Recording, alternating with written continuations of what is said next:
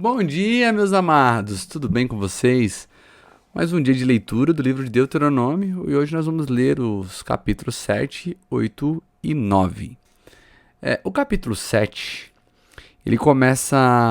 Moisés já começa ali fazendo eles entenderem qual deveria ser o procedimento ao entrarem na terra que Deus estava prometendo. Lembrando que eles já estavam na beira do Jordão, prontos para atravessar e conquistar a terra que Deus havia prometido. Então, 7, ele fala sobre eles não fazerem acordo com aquele povo, não deixar ninguém escapar com vida, era isso mesmo, tinha que matar todo mundo e expulsar todo mundo, quem não quisesse sumir dali era para poder exterminar. E aí ele explica o porquê, porque aquele povo era um povo que já tinha recebido a chance deles e era um povo que tinha que adorava outros deuses. Se eles permitissem que aquele povo estivesse lá, aquele povo também fariam com que eles pecassem e também se afastassem do Senhor.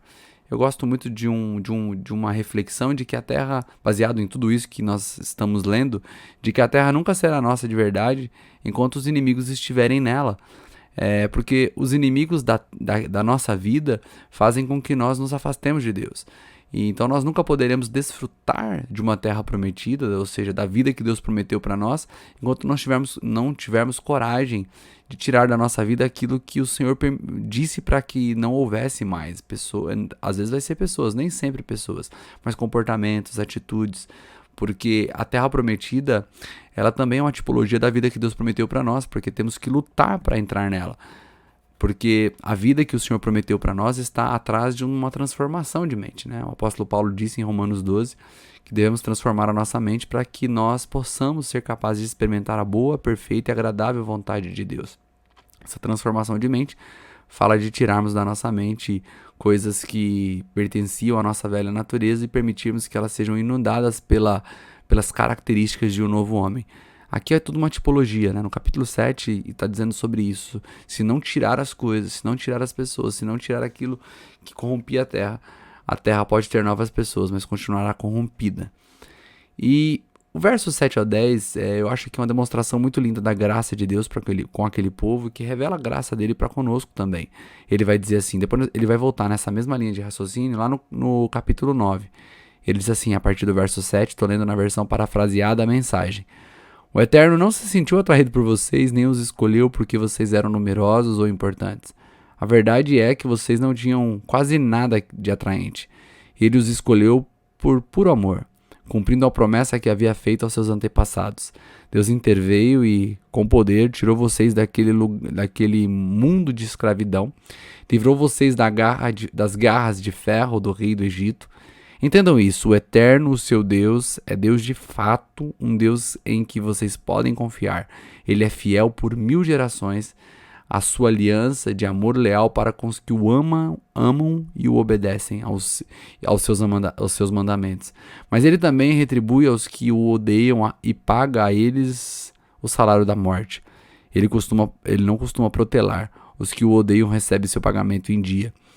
E aqui no verso 7 ele traz essa ideia, ele começa dizendo qual deveria ser o procedimento deles ao entrarem, depois fala qual era o motivo que Deus tinha escolhido eles e diz para eles, tira o cavalinho da chuva que não é porque vocês são bons não, tá? Deus escolheu vocês por puro amor, ele tirou vocês daquele mundo de escravidão porque ele amou vocês e não é porque vocês mereciam. Então nós vemos a graça de Deus aqui se revelando já lá na antiga aliança. Aí ele fala sobre o que iria acontecer com eles caso eles obedecessem e depois o que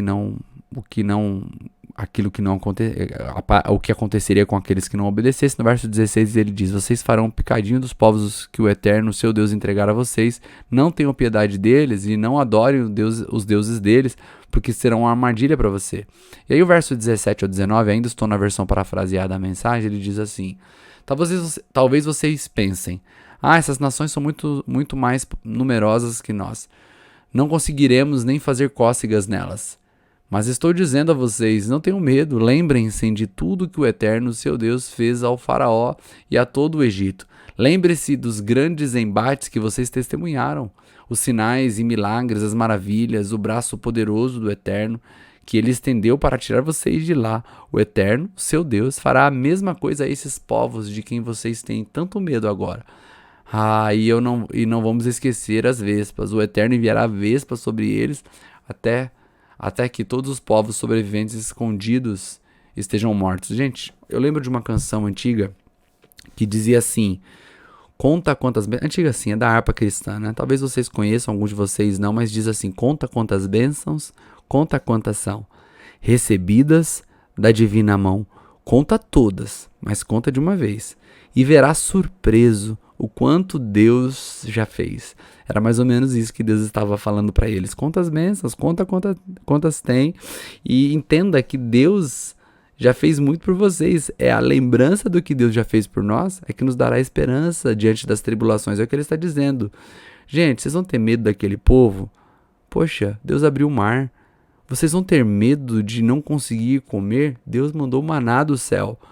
Vocês vão ter medo de qualquer rei? Vocês venceram o maior rei daquele tempo, que era o faraó.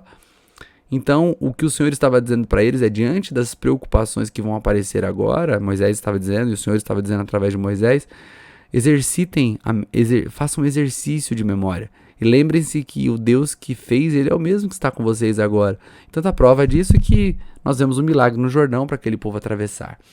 Então, quando nós partimos lá para o 8, muda um pouco o assunto. Ele já para de falar um pouco sobre a terra, ele para de falar um pouco sobre o porquê que eles foram escolhidos e começa a falar sobre o porquê de algumas coisas, o porquê algumas coisas aconteceram com eles no caminho.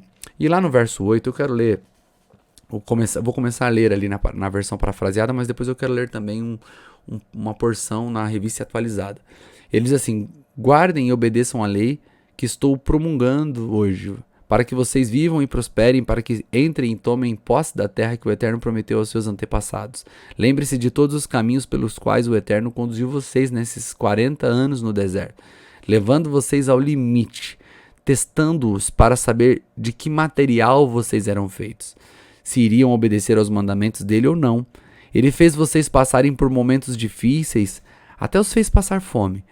Então ele os alimentou com maná, algo que nem vocês, nem seus antepassados ou seus pais conheciam, para que vocês aprendessem que homens e mulheres não vivem só de pão, vivem de toda a palavra que vem da boca do Eterno. Suas roupas não se gastaram, seus pés não ficaram inchados nesses 40 anos. Ficou marcado no coração de vocês que o Eterno os disciplina, assim como um pai disciplina seus filhos. Lá na versão já agora não parafraseada, mas a tradução, a revista atualizada diz: ele te humilhou e deixou ter fome, e te deixou ter fome, e te sustentou com maná, que tu não conhecias, nem seus pais conheciam, para dar a entender que não só de pão viverá o homem. Lembra de alguma coisa? Você lembra de quem usou essa palavra para vencer a tentação no deserto? O próprio Jesus usou essa palavra, dizendo: nem só de pão viverá o homem, mas de toda a palavra que procede da boca do Senhor viverá o homem. Aí o verso 4 diz: nunca envelheceu tua veste sobre ti, nem se inchou os seus pés nesses 40 anos. Sabe, pois, no coração, que como um homem disciplina teu filho, assim te disciplina o Senhor, o teu Deus. Queridos, eu lembro lá do texto de Hebreus que o escritor faz menção a isso, dizendo que Deus disciplina todo aquele que ele tem por filho. E ele diz que aquele que não recebe disciplina é bastardo. Então eu não me preocupo quando eu vejo um cristão sendo disciplinado pelo Senhor. Eu me preocupo quando ele não está sendo disciplinado pelo Senhor. A minha preocupação não é quem comete erro e o Senhor traz disciplina sobre ele. A minha preocupação é quem prospera no erro. O maior castigo de Deus para mim sobre um homem é deixá-lo prosperar no erro. É quando você está longe do Senhor e diz: parece que quando eu me afastei do Senhor, parece que as coisas melhoraram. Esse realmente é um motivo de grande preocupação, porque aí nós vemos o medo de alguém que não está sendo disciplinado. No verso 16, ainda do capítulo 8, ele vai dizer assim: tenham cuidado e não se esqueçam do Eterno, seu Deus. Nunca deixem de obedecer aos seus mandamentos, decretos e regulamentos que estou promulgando hoje. Mas cuidado, depois que tiverem comido, estiverem satisfeitos, depois que tiverem construído boas casas e estiverem estabelecidos na terra, depois que seu gado, seus rebanhos se multiplicarem, que mais e mais dinheiro estiver entrando, depois que o seu padrão de vida melhorar, tenham cuidado de não se tornarem tão cheios de si e orgulhosos de suas posses ao ponto de se esquecerem do eterno seu Deus. Aqui ele está dizendo sobre se esquecer, se envolver com aquilo, com as bênçãos de Deus, ao ponto de as bênçãos se tornarem mais importantes do que o abençoador. Mas aí ele faz aqui a menção de algumas coisas sobre o Senhor para que eles se lembrem nesses momentos de prosperidade. Ele diz assim sobre esse Deus que não deveria ser esquecido: o Deus que libertou vocês da escravidão do Egito, o Deus que conduziu vocês através daquele deserto enorme e medonho, aquele terreno erodido e desolado, fervilhando de serpentes e escorpiões venenosos, o Deus que fez jorrar água da rocha dura, o Deus que concedeu o maná como alimento no deserto, algo de seus antepassados nunca ouviram falar, a fim de dar a vocês um gostinho da vida dura e testá-los para que estivessem preparados para viver bem nos tempos que ainda haveriam de vir. Legal que o capítulo 8 ele vai mostrar o porquê Deus fez eles passarem tantas coisas. E aí ele fala: humilhei vocês para ver de que material vocês eram. E o interessante é que depois ele diz: para que vocês pudessem ver que nem só de pão viverá o homem. É lógico que todas essas provas que Deus fez eles passarem, não era para Deus saber de que material eles eram feitos. Não era para que Deus soubesse se eles eram bons ou ruins. Era para que ficasse claro para eles quem eles eram. Era para ficar claro para eles que eles não eram capazes de obedecer. Era para ficar claro para eles que eles precisavam de Deus para viver. As dificuldades que passamos, as lutas que passamos, as provas que passamos, elas não querem dizer sobre a visão que Deus tem sobre nós. Deus sabe quem nós somos antes de entrarmos na prova e continua sabendo depois que saímos dela. A prova ela tem o papel de nos trazer humildade e nos mostrar quem nós somos, para nos tornar mais dependentes de Deus. O verso 17 e 18 diz assim, ainda do capítulo 8. Se cada um de vocês começarem a pensar assim: fui eu que conquistei tudo isso, eu fiz tudo sozinho, eu sou rico, é tudo meu. Ora, pensem bem, lembre-se de que foi o Eterno que deu a vocês forças para produzirem toda essa riqueza, confirmando assim a aliança que ele firmou com os seus antepassados, como hoje se vê. Aqui ele disse que, embora conquistamos, podemos nos alegrar nas conquistas, podemos nos alegrar naquilo que temos, mas não podemos nos esquecer de dar glória ao Senhor, de entender que é Ele que tem nos dado. E quando entramos no capítulo 9, eu quero pegar aqui 2 porções, ele começa dizendo, né? Sabe, pois, que não é por causa... Ele vai dizer aqui no verso 1 do 9, né? Ele vai dizer assim: sabe, pois... ouve, ó Israel, tu passas hoje o Jordão para entrares a possuir... para possuir as nações maiores e mais fortes do que tu, cidades grandes e amuralhadas até os céus, povo grande e alto, filhos dos Anaquins, que tu conheces e de quem já ouvistes, quem poderá resistir aos filhos de Anak? E aí ele diz, agora vocês vão entrar, e ele vai falando sobre o socorro divino. E aí no verso 4 ele diz assim: mas quando o Eterno expulsar essas nações, ninguém comece a pensar consigo mesmo. Ele trazendo a mesma ideia. Foi por causa da minha bondade que o Eterno me trouxe aqui para desalojar essas nações. Na verdade, foi por causa de todo o mal que essas nações fizeram. Não se iludam. Não foi por nada que vocês tenham feito, não foi por o histórico de decência de vocês que os trouxe para cá, e sim a maldade, a depravação dessas nações que o Eterno, seu Deus, está desalojando de diante de vocês, para que ele possa cumprir a promessa feita aos seus antepassados, Abraão, Isaac e Jacó. Olha que interessante isso. A atitude daquele povo que estava sendo expulso não estava... distante das considerações do Senhor. Ele está dizendo assim: eu considerei muito bem o que aquelas nações fizeram. Não pense vocês que foi porque vocês fizeram coisas boas que eu estou colocando vocês para dentro. Foi porque essas nações se comportaram mal. Mostra que Deus ele estava ali cuidando da nação de Israel, mas os olhos deles não estavam fechados para justiça ou injustiça que aqueles povos ou qualquer povo da terra estava praticando naquele momento. No verso 6 ele vai dizer: jamais se esqueçam disso. Não é por algum bem que vocês tenham feito um dia que o Eterno está dando a vocês posse dessa boa terra. Tudo menos isso. Vocês são teimosos como mulas. Não se esqueçam de que vocês provocaram a ira do Eterno, seu Deus, no deserto. Vocês espernearam e gritaram contra o Eterno nesse dia em que vocês saíram, desde o dia que vocês saíram do Egito até chegarem a este lugar.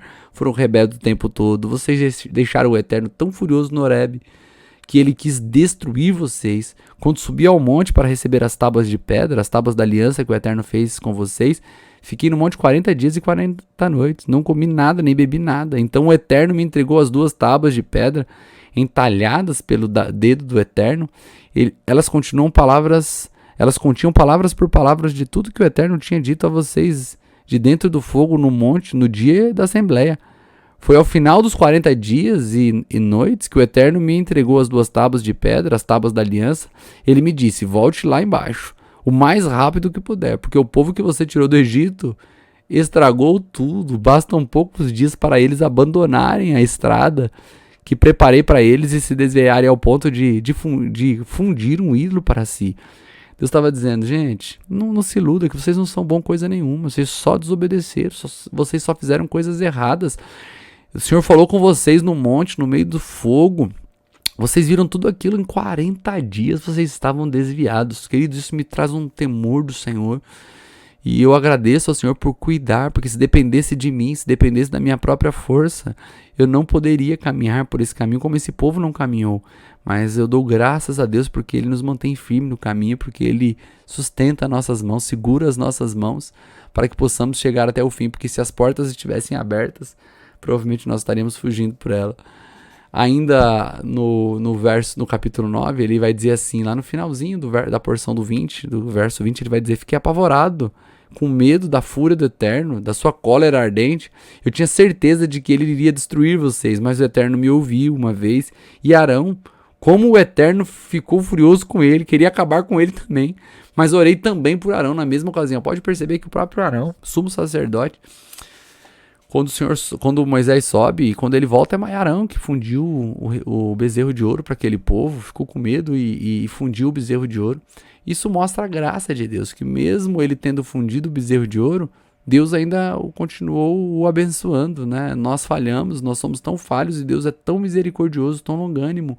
A paciência de Deus é maravilhosa. Não pense você, caso você esteja vivendo uma vida de pecado, que nada está acontecendo porque Deus não está vendo.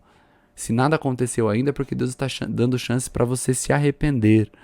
E quando chegamos ali no final do verso 9, nós vamos ver uma oração de Moisés clamando para que Deus realmente não destruísse aquele povo. E Moisés ali sendo um intercessor, tipificando o que Cristo fez por nós, intercedendo e tomando toda a ira de Deus sobre ele, para que nós pudéssemos ser poupados. O justo sofrendo pelos injustos, o santo sofrendo pelos pecadores. Queridos, toda essa porção dos 3 revela para mim a graça de Deus. Que nessa manhã você consiga se alegrar pela graça, sabendo que não é porque você é bom que Ele te escolheu. E se Ele não te escolheu porque você era bom, Ele também não te abandonará porque você é mau. Porque o Senhor te amou quando ainda você era um pecador. Imagine agora. Então que você possa se alegrar nesse momento e que você não tenha uma relação com Deus baseada no seu mérito, porque seu mérito é fraco. Ele oscila, você falha, mas se você conseguir se relacionar com Deus, entendendo a graça dele, sempre haverá um motivo de alegria, porque ele é bom e aquele que te amou quando você estava perdido é o mesmo que está com você agora, dando a você o amor, dando a você as chances necessárias, inclusive te disciplinando quando necessário, para que você chegue até o fim da caminhada. Que Deus te abençoe, que você se alegre nesse dia e glorifique o Senhor por isso. Um grande abraço e até amanhã.